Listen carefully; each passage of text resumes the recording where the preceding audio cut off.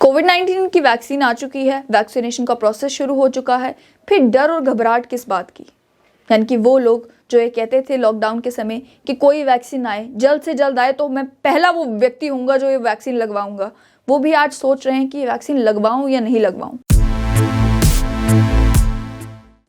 ये डर और घबराहट किस वजह से है? क्यों सरकार भी लोगों को ये कन्विंस करने में सक्सेसफुल नहीं हो पाई है कि ये वैक्सीन बिल्कुल सेफ है? इसी पर बात करेंगे आज। फिलहाल क्योंकि फेज 1 चल रहा है वैक्सीन का, जिसमें हेल्थ वर्कर्स को वैक्सीनेट किया जा रहा है, तब भी जम्मू कश्मीर में ये देखने को मिला कि डॉक्टर्स तक घबरा रहे हैं कोविड-19 की वैक्सीन लगवाने में। इस वैक्सीन के बारे में बात करेंगे कि कौन सी वैक्सीन है, क्या ये वैक्सीन सेफ है, क्या केवल इंडिया में ही ये वैक्सीन लगाई जा रही है या कहीं और भी ये वैक्सीन जो है उसका इस्तेमाल किया जा रहा है। सबसे पहले ये आपको बता दूं कि ये जो वैक्सीन है, यूनिवर्सिटी ऑफ ऑक्सफोर्ड और ब्रिटिश स्वीडिश कंपनी एस्ट्राजेनेका ने मिलकर ये वैक्सीन बनाई है। इस वैक्सीन का एक वर्जन जो है वो सीरम इंस्टीट्यूट ऑफ इंडिया ने बनाया, जिसे कोविशील्ड कहा जाता है। वही कोविशील्ड की वैक्सीन इंडिया में लगाई जा रही है और वही कोविशील्ड की वैक्सीन जो है वो जम्मू कश्मीर में भी लगाई जा रही है। अब ये जो वैक्सीन है केवल इंडिया में ही नहीं लगाई जा रही, United Kingdom, Argentina, Mexico, Brazil, Pakistan, इन सभी जगहों पर भी यही वैक्सीन लगाई जा रही है। अब डर किस बात का? जब ये कहा गया कि इस वैक्सीन के लिए इमरजेंसी ऑथराइजेशन दी गई है, तब लोगों में घबराहट आने की शुरू होगी कि अगर ये वैक्सीन सेफ है, फिर इमरजेंसी ऑथराइजेशन किस बात का?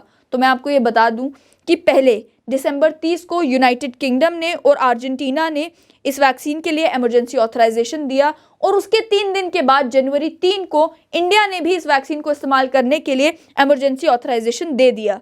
इंडिया ने ऑथराइजेशन दे दिया, उसके बाद मेक्सिको, ब्राज़ील, पाकिस्तान ने भी ये कहा कि अब ये वैक्सीन इस्तेमाल की जा सकती है। लेकिन इसका ये मतलब नहीं है कि ये वैक्सीन सेफ नहीं है। इस वैक्सीन के पूरे क्लिनिकल ट्रायल्स किए गए हैं, ह्यूमन ट्रायल्स किए गए हैं।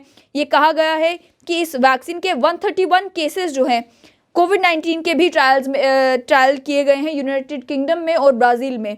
इंडिया में भी इसके ट्रायल किए गए और ट्रायल करने के बाद ये वैक्सीन जो है उसे ऑथराइजेशन दी गई है कि अब इसका इस्तेमाल जो है वो किया जा सकता है। अब ये वैक्सीन काम किस तरीके से करती है? पहले आपको ये बता दूं कि वैक्सीन 2 डोजेज में लोगों को लगाई जा रही है। पहला डोज लगाया जाएगा, 4 हफ्ते इंतजार किया जाएगा, उसके बाद दूसरा डोज लगाया जाएगा। और इन 4 हफ्ते के पीरियड का इंतजार क्यों किया जा रहा है और क्या 2 डोजेज लगाने के बाद एक व्यक्ति परमानेंटली जो है वो कोविड-19 से सेफ हो गया? ये आपको बता दूं कि वैक्सीन जो आपको जब वैक्सीन लगाई जाएगी उससे आपकी डीएनए के अंदर ये इंफॉर्मेशन डाली जाएगी कि अगर कोरोना वायरस आपकी बॉडी में पाया जाता है तो आपको एंटीबॉडीज क्रिएट करनी है। इम्यून सिस्टम को जगा दिया जाएगा कि भाई आप एंटीबॉडीज जो है वो क्रिएट करना शुरू कर दें, किलर टी सेल्स क्रिएट करना शुरू कर दें जो उस वायरस को खत्म कर दें। ये इन्फॉर्मेशन आपके डीएनए में जो है वो स्टोर की जाएगी इस वैक्सीन के थ्रू। और तभी ये कहा गया है कि 2 डोजेस का इस्तेमाल करना जरूरी है। जब आप पहली डोज लगाते हैं उसके बाद आपकी बॉडी को ऐसा लगता है कि भाई इन्फेक्शन आ गया है, तो उसके रिस्पॉन्स में जो है आपका इम्यून सिस्टम जाग जाता है। और जब सेकेंड डोज आपको दे दी जाती है उसके बाद वो इन्फॉर्मेशन जो है वो आपके डीएनए में स्टोर हो जाती है कि अब आपको जो है एंटीबॉडीज बनानी है और कभी भी अगर फ्यूचर में ये कोरोना वायरस होता है तो किस तरीके से आपके इम्यून सिस्टम को रिएक्ट करना है। लेकिन यहाँ पर भी रिसर्चर्स का ये कहना है कि इस मामले में ये वैक्सीन जो कोविशील्ड है ये मॉडर्ना की और फाइजर की वैक्सीन से थोड़ी डिफरेंट है। जो मॉडर्ना और फाइजर की वैक्सीन है वो आरएनए में ये जेनेटिक मटेरियल स्टोर करता है और ये जो वैक्सीन है ये डीएनए के अंदर वो जो है इंफॉर्मेशन स्टोर करता है।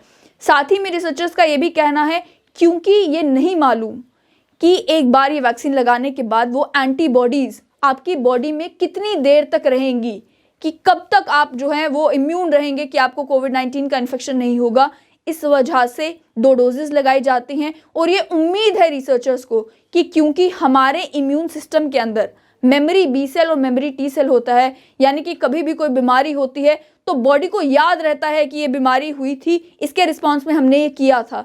वो इन्फॉर्मेशन ये रिसर्चर्स होप कर रहे हैं कि वो मेमोरी सेल्स में स्टोर रहेगी, ताकि आगे फ्यूचर में भी कई साल बाद भी अगर कोविड-19 का इन्फेक्शन आता है तो वो मेमोरी सेल्स में वो इन्फॉर्मेशन होगी कि आपको एंटीबॉडीज जो हैं वो क्रिएट करनी है। अब क्योंकि मैंने बता दिया कि यूके में भी ये वैक्सीन लग रही है, अभी भी ये जो इंस्टीट्यूट है एस्ट्राजेनेका और साथ ही में यूनिवर्सिटी ऑफ ऑक्सफोर्ड ये कोशिश कर रहा है कि रशियन जो क्रिएटर्स हैं जिन्होंने स्पुतनिक वी वैक्सीन बनाई, उनके साथ कोलैबोरेट किया जाए और ज़्यादा काम इस वैक्सीन के ऊपर किया जाए। इसके लिए यूएसए भी इनको फंडिंग कर रहा है और ये कोशिश कर रहा है कि इस वैक्सीन में और भी कोई जो है मॉडिफिकेशन अगर करने की ज़रूरत है तो वो भी की जाए। लेकिन फ़िलहाल सिचुएशन ये है कि यूके में इस वैक्सीन का इस्तेमाल किया जा रहा है, इंडिया में भी इसी वैक्सीन का इस्तेमाल किया जा रहा है और जम्मू कश्मीर में भी इसी वैक्सीन का इस्तेमाल किया जा रहा है क्लिनिकल ट्रायल्स कर लेने के बाद। और ये वैक्सीन जो है रिसर्चर्स के अकॉर्डिंग बिल्कुल सेफ़ है।